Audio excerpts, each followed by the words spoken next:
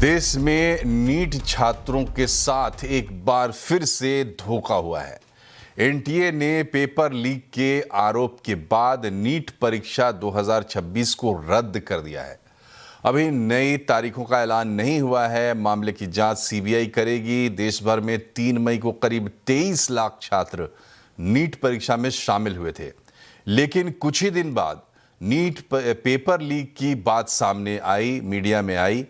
धांधली का खुलासा सबसे पहले राजस्थान से हुआ। राजस्थान पुलिस के स्पेशल ऑपरेशन ग्रुप एसओजी ने कई आरोपियों को हिरासत में भी लिया। ज़्यादा अपडेट के लिए हमारे साथ जुड़ गए हमारे संवाददाता रोहन सिंह। रोहन, क्यों रद्द करनी पड़ी नीट की परीक्षा और इस मामले में क्या डेवलपमेंट अब तक देखने को आई है? जी, ये पूरा मामला सामने आया जबकि नेशनल टेस्टिंग एजेंसी जो है उसके पास कुछ व्हाट्सएप के जरिए कुछ मैसेज आए और उसमें ये कहा गया कि जो पेपर है वो कुछ उसका एक पार्ट काफ़ी जो है वो सर्कुलेट हो रहा है। एक गेस्ट पेपर कई सारे व्हाट्सएप ग्रुप में सर्कुलेट हो रहा था, जिसमें कि ये बात कही गई थी कि ये जो ओरिजिनल पेपर जो 3 तारीख को जो परीक्षा हुई उससे काफ़ी मैच करता हुआ पाया गया जाँच में, बाद में जब जाँच की गई तो। और इसमें जो पाया गया कि 410 क्वेश्चन थे उस गेस्ट पेपर में और उसमें से करीब 140 के करीब ऐसे क्वेश्चंस थे, खासतौर पे बायोलॉजी और केमिस्ट्री के, जो असली परीक्षा थी उसमें वो सामने आए थे। और ये कई सारे व्हाट्सएप ग्रुप में फैल रहे थे। जांच में ये बताया गया कि कई हज़ार से लेकर कई लाख तक लोगों ने इसकी कीमत चुकाई थी, जिसके बाद ये पूरी जांच की गई। खासतौर पे राजस्थान में कई सारे कोचिंग सेंटर्स हैं जहां पे ये कहा जा रहा है कि बहुत सारे लोगों ने, कोचिंग सेंटर्स के जो मालिक हैं उन्होंने इसे खरीदा। तो राजस्थान में इसके जो तार है वो जुड़ते हुए नजर आ रहे हैं। तो उसके बाद नेशनल टेस्टिंग एजेंसी ने फैसला किया कि वो इस जो परीक्षा है उसे कैंसिल कर देंगे। नई तारीख की अभी घोषणा नहीं की गई है, लेकिन ये माना जा रहा है कि अगले 1 हफ्ते के अंदर नई तारीख की घोषणा कर दी जाएगी। छात्रों को इसमें कुछ नहीं करना है, छात्रों को कोई नया रजिस्ट्रेशन नहीं करना है, कोई नया डिटेल नहीं देना है। जो पुराना डिटेल था वही कैरी फॉरवर्ड किया जाएगा और साथ ही कोई फीस भी नहीं देनी है नए एग्जाम के लिए। एनटीए का कहना है कि वो अपने रिसोर्सेज से अगली जो एग्जाम है उसे कंडक्ट कराएगी, लेकिन एनटीए ने ये जरूर स्टेटमेंट दिया है कि चूंकि वो चाहते थे कि जो परीक्षा की गरिमा है और जो परीक्षा प्रक्रिया में लोगों का भरोसा है वो बरकरार रहे, इसलिए उसे ये कैंसिल करना पड़ा है। लेकिन ताज्जुब की बात यह है कि ये चौथी बार है। 2017 में नीट की जो परीक्षा थी वो उसका पेपर लीक हुआ था, 2021 में, 2024 में और अब 2026 में ये मामला सामने आ रहा है। जबकि पिछली बार सरकार ने एक पूरी रिफॉर्म कमेटी भी बनाई थी इसी मामले को देखते हुए। तो अब अगले कुछ दिन में, क्योंकि अब सीबीआई इसकी जांच कर रही है, तो अगले कुछ दिन में इसके तार कहां जुड़ते नजर आते हैं ये देखना होगा। चलिए, तो लंबे समय से चल रहा था ये पेपर लीक का तमाशा। अब देखिए इस बार कहां अंजाम तक पहुंचता है। बहुत बहुत शुक्रिया आपका रोहन। बढ़ते हैं आगे। नीट पेपर लीक से सबसे ज्यादा नुकसान किसका होता है? मेहनती और ईमानदार छात्रों का। उनको दोबारा एग्जाम देना होगा। ऐसे में पूरे साल की मेहनत बर्बाद हो सकती है। संवाददाता दीपाली नंदा ने ऐसे ही छात्रों से बात की। देश की सबसे बड़ी मेडिकल परीक्षा नीट 2026 रद्द की जा चुकी है। वो 22 लाख छात्र जिन्होंने इस बार एग्जाम दिया, उनकी महीनों की मेहनत पर तो पानी फिर ही गया है। साथ ही साथ जो सबसे बड़ी चुनौती है वो है एक बार फिर से मानसिक तनाव का सामना। आपसे जानना चाहेंगे, 3 मई को आपने एग्जाम दिया था? Yes ma'am. और अब इससे रद्द किया जा चुका है, क्या प्रतिक्रिया, क्या सोचते हैं इसके बारे में? मैम, गलत हुआ है। जिन्होंने मतलब पूरे साल मेहनत करी उनके साथ मतलब दोबारा से एग्जाम देंगे मेंटल प्रेशर में, तो मैम अच्छे से नहीं हो पाएगा जैसे पहले हुआ था। मतलब कॉन्फिडेंटली जो बच्चों ने दिया था अब वो वैसे नहीं दे पाएंगे एग्जाम। आप बताओ, आपने जब ये खबर सुनी कि एनटीए ने इसको कैंसिल कर दिया तो आपको लगा कि जो एक आप तैयारी करके साथ जो एक फर्स्ट अटेम्प्ट में क्लियर करने की सोच रहे थे, अब वो दोबारा से उसी दौर से गुजरना पड़ेगा? बहुत ही मुश्किल है मैम, पूरा साल खराब हो जाएगा अब। पूरा मतलब साल लग सकता है मैम इसके लिए। मतलब अब उतना बेहतरीन परफॉर्मेंस नहीं हो पाया। नीट को उस टाइम पे मेंटली प्रिपेयर्ड रहना इज़ वेरी डिफ़िकल्ट। उसके लिए पूरा 1 साल लगता है या कुछ महीने लगते हैं उस मेंटल प्रेशर को बियर करने के लिए।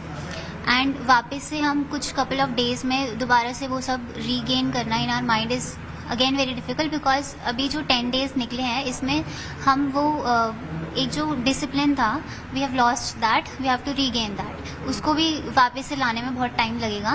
सो it is going to be difficult then जो हमने दिया था। और आप मानते हैं किसकी गलती की वजह से आप लोगों को सजा मिल रही है? आपका ये मानना है कुछ इस बारे में? Obviously ma'am, NTA, it is very it is very unpredictable that हम कल रात तक काउंसलिंग के लिए सोच रहे थे, रिज़ल्ट के लिए वेट कर रहे थे, काउंसलिंग के लिए सारी कॉलेजेस की लिस्ट वगैरह बना रहे थे, एंड सडनली ये आना कि नीट दोबारा हो रहा है, हमें वापस से वो प्रिपरेशन करनी पड़ेगी। ये दोबारा रीनीट कराने की ज़रूरत पड़ रही तो एनटीए को थोड़ा और सख्त होना चाहिए। जैसे कि 2024 में उन्होंने बिल्कुल छूट दे दी बच्चों को कि पेपर भी आसान आ गया, लीक भी हो गया, सारी चीज़ हो गई। उससे पहले 2016 में, मगर अब की बार तो बहुत कम कंपटीशन है। 22.79 बच्चे अपीयर हुए थे इस साल के लिए। अब उन्होंने 1 साल तक मेहनत करी अपनी, उनकी सारी वेस्ट गई वो मेहनत। तो इन्होंने जो बात रखी कि ये पहली बार नहीं है कि इस तरह का मामला सामने आया हो। नीट परीक्षा की बात करें तो नकल या फिर पेपर लीक होने जैसी जो घटनाएं हैं पहले भी हुई है, बावजूद इसके एनटीए की तरफ से क्यों नहीं इस तरह का सिस्टम बनाया गया जिसकी वजह से जो बच्चे हैं उन्हें परेशानी ना हो। बड़े लेवल के ऊपर बच्चे वो एग्जाम कराते हैं और उसके बावजूद ये लीक हो रहा है, ये बिल्कुल भी वो नहीं है अच्छी बात। बिल्कुल, तो बच्चों के साथ बिल्कुल भी ये न्याय नहीं कहा जा सकता है। महीनों की मेहनत, सालों की मेहनत पर तो पानी फिर ही गया है। और साथ ही साथ जिस तरह से इन बच्चों ने कहा कि दोबारा परीक्षा होगी, लेकिन उससे भी ज्यादा जरूरी है कि जो अथॉरिटीज हैं, जो मंत्रालय हैं या फिर जो एनटीए है, जो मेन एजेंसी है, वो उनकी तरफ से इस तरह की प्रणाली को विकसित किया जाए जिसके चलते इस तरह के मामले दोबारा ना दोहराए जाए, बच्चों के भविष्य के साथ खिलवाड़ ना किया जाए। दीपाली नंदा, दिल्ली। और नीट और ऐसी कई और प्रतियोगी परीक्षाओं का दारोमदार जिस संस्था पर होता है, एनटीए यानी नेशनल टेस्टिंग एजेंसी, उसका क्या कहना है? एनटीए के डीजी अभिषेक सिंह कहते हैं कि नीट की परीक्षा की नई तारीख का ऐलान जल्द कर दिया जाएगा। बच्चों के लिए हम दोबारा परीक्षा कराएंगे जो कि एकदम फेयर तरीके से होगी, जिसमें किसी भी तरह की अनियमितता नहीं होगी। तीसरा, हमने एनटीए के ऊपर जिम्मेदारी लेते हुए यह भी निर्णय लिया कि हम जो अगली परीक्षा दोबारा कराएंगे उसके लिए कोई एडिशनल फीस नहीं चार्ज करेंगे, और न ही सिर्फ वह, क्योंकि बच्चों को दोबारा आना पड़ रहा है परीक्षा देने के लिए, हमने जो पहली बार जो परीक्षा कराई थी उसके लिए जो फीस ली थी उसको भी हम रिफंड करेंगे। तो खबरें देखकर भी अगर आपको समझ नहीं आ रहा है कि नीट की परीक्षा रद्द होने का मतलब क्या होता है, तो अपने आसपास एक परिवार खोजिए जहां से कोई नीट की परीक्षा में अपीयर हुआ हो। बहरहाल हम भी मांगेंगे सरकार से हिसाब आज आवाज अड्डा में। बच्चों के भविष्य से खिलवाड़ क्यों? जरूर जुड़िए शाम 7:57 पर।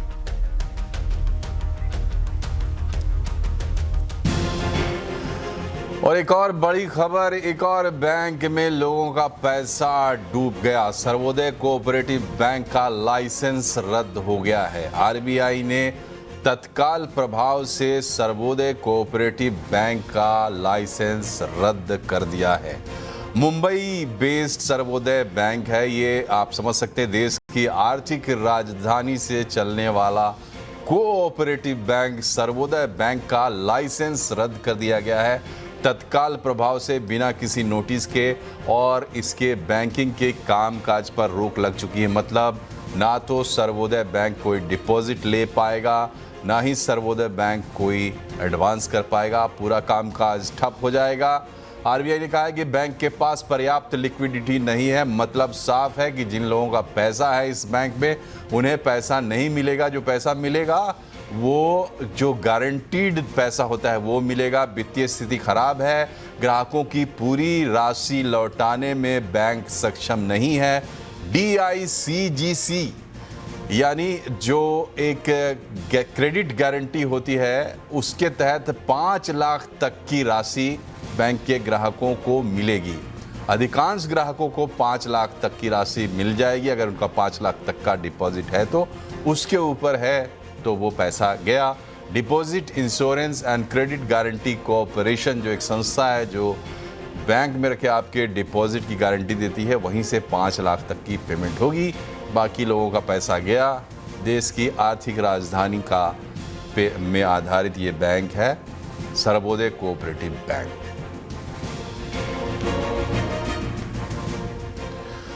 और इसी तर्ज पर एक और खबर, महंगाई ने सालाना रुलाना शुरू कर दिया है। अप्रैल में महंगाई दर 13 महीने के ऊपरी स्तर पर पहुंच गई है।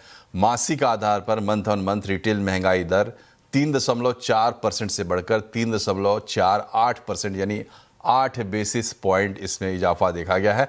खाद्य महंगाई दर में भी बढ़ोतरी देखने को मिली है। खाद्य महंगाई दर 4.2% से पर पहुंच गई, जो पिछले महीने 3.87% पर थी। शहरी महंगाई और ग्रामीण महंगाई दोनों में अच्छी खासी बढ़त दिखी है। रोजमर्रा के खर्चों में भी दबाव बढ़ता हुआ दिख रहा है। फूड एंड बेवरेजेस महंगाई 3.71% से बढ़कर 4.01% पर आ गई है। रेस्टोरेंट और एकोमोडेशन महंगाई, आवास महंगाई बढ़ोतरी देखने को मिली है। 2.88% से बढ़कर 4.2% हो गई है। देश के पेट्रोलियम मंत्री हरदीप सिंह पुरी ने कहा है कि देश में कहीं भी ईंधन की कोई कमी नहीं है। पेट्रोल डीजल की कीमतों को लेकर हरदीप सिंह पुरी ने कहा कि सरकार ने पिछले 4 साल से कीमतें नहीं बढ़ाई हैं। पेट्रोल डीजल की कीमतों और चुनाव का आपस में कोई लेना देना नहीं है। पेट्रोलियम मंत्री ने बताया कि भारत के पास 60 दिनों का कच्चे तेल का स्टॉक मौजूद है, जो हमारी जरूरत के हिसाब से काफी है।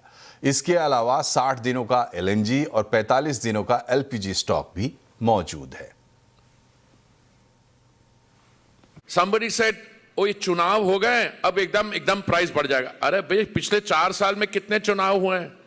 After 2022 was the last time we raised prices. There has been the general election in 2024. There have been elections in state government. Look, it's not my case that prices will not go up. I'm saying the two are unrelated. Tell me any one country where prices have remained the same and there has been no shortage anywhere, in spite of the best efforts of some people to trying to black market and raise false spreading rumors. Every day I spend an hour and a half with the CMDs of my oil companies in war session. No problem on the supply management side, no shortage of anywhere. And I'm going to conclude this by saying we have 60 days of crude, which is the maximum we need. We have 60 days of LNG and we have 45 days of LPG. CII summit में Kotak Mahindra bank के founder and director Uday Kotak ने बड़ी चेतावनी दी है। उन्होंने कहा है कि हमें बुरे से बुरे हालात के लिए तैयारी करके रखनी चाहिए। ईरान और अमेरिका युद्ध की वजह से भारत को और बड़े झटके लग सकते हैं। We should prepare for paranoia before the event, and we must hope that tough times do not come or remain, but we must prepare for the worst. Therefore, it is about preparation, be ready for tough times, rather than waiting for the shock to hit us. And in many ways, the Prime Minister said, what would that look like? I think you'll begin to see it. I mean, we have not seen the impact in the last 2 months of the Middle East war in terms of energy price transmission. It's coming, and it's coming big. And the consumers have not felt the pressure at all. And think about a consumer with limited income having to spend more directly on fuel and indirectly on other items for fuel, or dependent on fuel. The shock is coming. We had old inventory. We had the ability for oil companies to be the shock absorber. And it's a large amount of money. Therefore, I don't think you're very far away from the shock. CII summit में केंद्रीय श्रम मंत्री मनसुख मांडविया ने कहा कि contractual workers का payment time पर मिले और पूरा मिले, इसके लिए सरकार कदम उठा रही है। पिछले हफ्ते सरकार ने सभी सरकारी विभागों और सरकारी कंपनियों को पत्र लिखकर समय पर पेमेंट करने को कहा है। कई बार हमने कॉन्ट्रैक्चुअल एजेंसी के द्वारा वर्कर्स को रखा है, उसको टाइम पे पेमेंट देता है, नहीं देता है, और टाइम पे जब छोटी अमाउंट होती है, छोटी सैलरी होती है और टाइम पे उसको पेमेंट नहीं मिलता है, तब उसमें इरिटेशन पैदा होता है। हम इंडस्ट्रीज उसमें प्रोएक्टिव काम करें, हम भी देखें। और मैं केवल आपको कहता हूं ऐसा नहीं, लास्ट वीक में भारत सरकार ने भी सभी गवर्नमेंट डिपार्टमेंट, गवर्नमेंट PSU को लेटर जारी कर दिया है कि आपके यहां कॉन्ट्रैक्चुअल वर्कर्स काम करते हो, उसको टाइम पे पेमेंट मिल जाए, और टाइम पे पेमेंट ना देने वाली एजेंसी के सामने कार्यवाही करने की तैयारी रखो।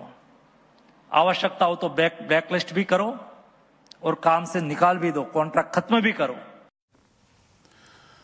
वाणिज्य मंत्री पीयूष गोयल ने कहा है कि ओमान के साथ एग्रीमेंट 1 जून 2026 से प्रभावी हो सकता है।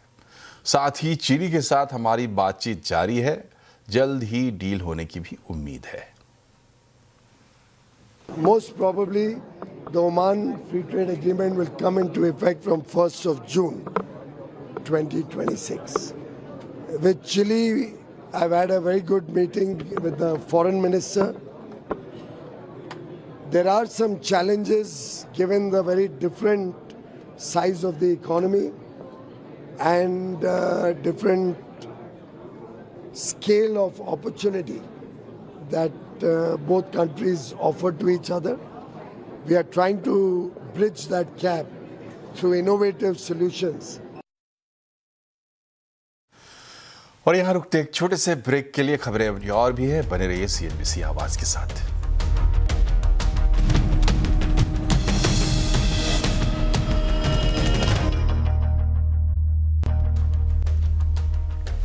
ब्रेक के बाद एक बार फिर से आपका स्वागत है आवाज समाचार में। यूएस ईरान डील अटकने से क्रूड में तो उबाल है ही, साथ ही रुपया रिकॉर्ड निचले स्तर पर पहुंच गया है। क्यों उबल रहा है क्रूड और क्यों लुढ़क रहा है रुपया, बता रही हैं मनीषा गुप्ता। जिस तरह का फिलहाल अंतर्राष्ट्रीय बाजार है, काफ़ी अनसर्टनिटी यहाँ पर मार्केट्स में है। कच्चे तेल से ही अगर शुरुआत करें तो यूएस और ईरान की ट्रेड या पीस डील यहाँ पर अब आगे नहीं बढ़ रही है, तो क्लियरली उसका एक असर हमने यहाँ पर कच्चे तेल में आता हुआ देखा। $160 प्रति बैरल के ऊपर के फिलहाल यहाँ पर कारोबार है। इस साल की ही अगर बात की जाए तो करीबन 85% के गेंस हमने कच्चे तेल में बनते हुए देखे हैं। अब यहाँ पर बाजार यूएस और चीन की मीटिंग है जो वेडनेसडे और फ्राइडे के बीच में, उसके ऊपर नज़र रखे हुए है। वहाँ पर भी ताइवान, ट्रेड डील और साथ ही साथ ईरान, ये तीनों चर्चाएं यहाँ पर होने वाली हैं। लेकिन मार्केट्स को लगता है कि जब तक स्ट्रेट ऑफ हॉर्मुज बंद है और तेजी कच्चे तेल के प्राइसेस में यहाँ पर रूल्ड आउट नहीं है। काफ़ी हद तक बाजार 98 नीचे में और ऊपर में 110 इस रेंज के साथ कारोबार कर रहा है। बाकी के मई के महीने के लिए भी जो तेजी हमने कच्चे तेल में आते हुए देखी है, उसका सीधा असर यहाँ पर एशियन करेंसीज पे पड़ा है। रुपए में दूसरे दिन लगातार रिकॉर्ड लोज हमने बनते हुए देखे हैं। 95.74 का इंट्राडे लो हमने यहाँ पर रुपए में आता हुआ देखा। जिस तरह से यहाँ पर बैंकर्स बात करते हैं, उनका कहना है कि अगर कच्चा तेल हाई रहा तो इसका इम्पैक्ट करंट अकाउंट डेफिसिट पे आएगा। इसका मतलब है हम यहाँ पर रुपए में और प्रेशर बनता हुआ देखेंगे। इंटरेस्ट रेट्स में भी शायद न्यूट्रल तो बढ़ने की यहाँ पर तो एक रेट साइकिल भी यहाँ पर चेंज होती हुई नजर आई है। आरबीआई ने यहाँ पर शायद सटली इंटरवीन जरूर किया और उसी वजह से शायद हमने रुपए को लोज से थोड़ा सा उठता हुआ देखा। लेकिन ज्यादातर बैंकर्स का अभी भी यही मानना है कि 96.5, 97 तक भी यहाँ पर रुपया नियर टर्म में जा सकता है अगर स्थिति ज्यों की त्यों बनी रहती है तो। अब बात करते हैं बाजार की। निफ्टी वीकली एक्सपायरी के दिन बाजार में जोरदार बिकवाली देखने को मिली। सेंसेक्स निफ्टी करीब 2% की बड़ी गिरावट के साथ बंद हुए हैं। कैसा रहा बाजार का हाल, बता रही हैं कंचन नौटियाल। तो हफ्ते का दूसरा कारोबारी दिन ग्लोबल क्यूज के चलते बाजार में भारी बिकवाली का सामना आज के सत्र में हमें करना पड़ा है। निफ्टी सेंसेक्स की बात करी जाए तो करीबन 2% की कमजोरी वहां पे देखने को मिली है। मिड कैप 2.5% के दबाव के साथ बंद हुआ है। स्मॉल कैप में वही हाल है। निफ्टी, आईटी, बाकी के सेक्टर्स की तरफ भी नजर डालेंगे तो हर जगह बिकवाली काफी ज्यादा भारी होती हुई दिखाई दी है। पूरा ही सेक्टर मैंने आपके सामने रख दिया है। आप देख सकते हैं पिक्चर पूरी की पूरी कितनी ज्यादा बेहाल होती हुई दिखाई दी है। मार्केट में काफी ज्यादा वॉलेटिलिटी थी। देखिए निफ्टी कैपिटल मार्केट में करीबन 2.5% की कमजोरी देखने को मिली है। PSU bank, IT, auto, capital good, oil and gas, हर जगह जो प्रेशर है वो और भी ज्यादा बढ़ता जा रहा है। क्रूड के जो प्राइस है वो 106, 107 तक हमें जाते हुए दिखाई दिए हैं। रुपया लगातार कमजोर होता जा रहा है। आईटी में अगर हम देखें तो एआई का जो डर है वो और भी ज्यादा बढ़ता हुआ दिखाई दिया है।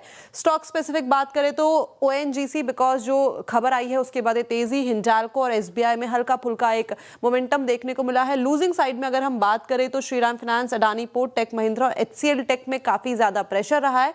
इसके अलावा आईटी में जो ओपन एआई की तरफ से नया अनाउंसमेंट आया है उसके बाद ये भारी बिकवाली आज के सत्र में हमने देखी है। और इसके अलावा ओएमसीज आज फोकस में रही है। जो सरकार की तरफ से नई अनाउंसमेंट आई है उसके चलते ये पूरा का पूरा जो मोमेंटम है, लेकिन ओवरऑल बाजार में आज काफी ज्यादा गिरावट देखने को मिली है। क्विक कॉमर्स बाजार में कंपटीशन बढ़ता जा रहा है। काफी लेट मैदान में उतरने वाला अमेजन नाउ अब अपनी पकड़ मजबूत कर रहा है। अमेजन नाउ की धमाकेदार एंट्री से किसकी बढ़ गई है चिंता, बता रहे हैं आशीष चतुर्वेदी। बड़ी इंटरेस्टिंग रिपोर्ट यहाँ पर निकल कर आ रही है। ये स्पेस बहुत एक्साइटिंग है और इसी के चलते कॉम्पिटिटिव इंटेंसिटी लगातार यहाँ पर बढ़ती जा रही है। अब दरअसल आप देखें तो मेजर प्लेयर्स तो वही हैं, लेकिन अमेजन नाउ जो लेट आया है, लेकिन लेट एंट्रेंट होने के बाद भी देखें तो पूरे सिस्टम को चैलेंज कर रहा है। डिस्ट्रप्शन की कैपेसिटी इसके अंदर है और इसी के चलते मार्केट है नर्वस और इन स्टॉक्स में आपको गिरावट देखने को मिल रही है। दरअसल अगर आप अमेजन नाउ के ऑर्डर्स देखें तो इसमें मंथ ऑन मंथ आपको 25% की बढ़त यहाँ पर आपको देखने को मिलेगी। और इसमें खास बात क्या है कि अमेजन प्राइम के जो मेंबर्स हैं और एक बार वो अमेजन नाउ पे शिफ्ट कर देते हैं क्विक कॉमर्स के लिए, तो उसके बाद उनकी जो ऑर्डर फ्रीक्वेंसी है इसमें 3 गुने की बढ़त, यानी ऑर्डर इनके पास ऑलरेडी एग्जिस्टिंग क्लाइंट बेस है, कस्टमर्स ऑलरेडी हैं, बस एक बार उनको शिफ्ट करना है अमेजन नाउ पर और वहाँ से ग्रोथ यहाँ पर देखने को मिल सकती है।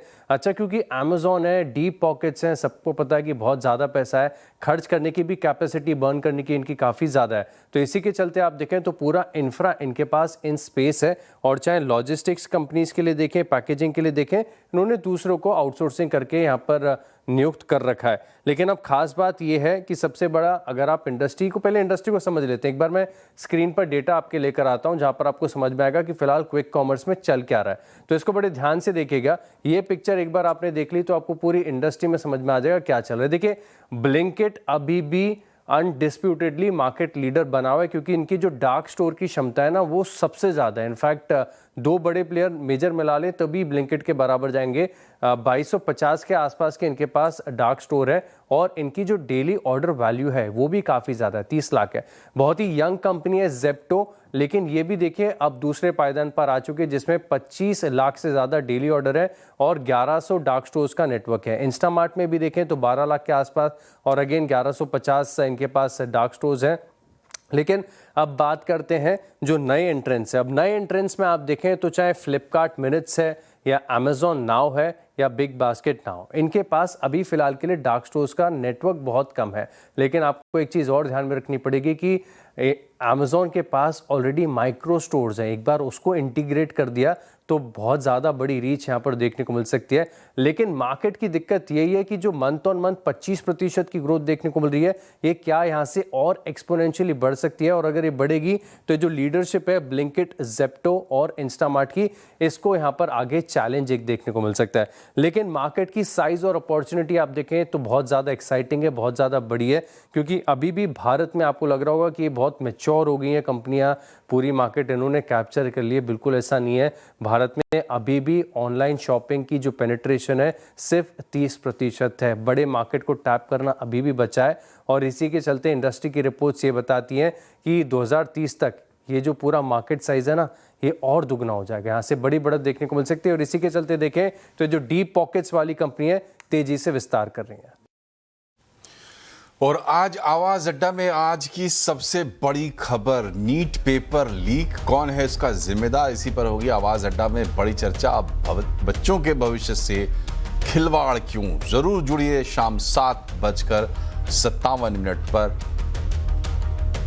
आज हमारे साथ एक शानदार पैनल होगा और हम छात्रों के हक की आवाज बुलंद करेंगे। जरूर जुड़िए आवाज अड्डा में 7:57 पर।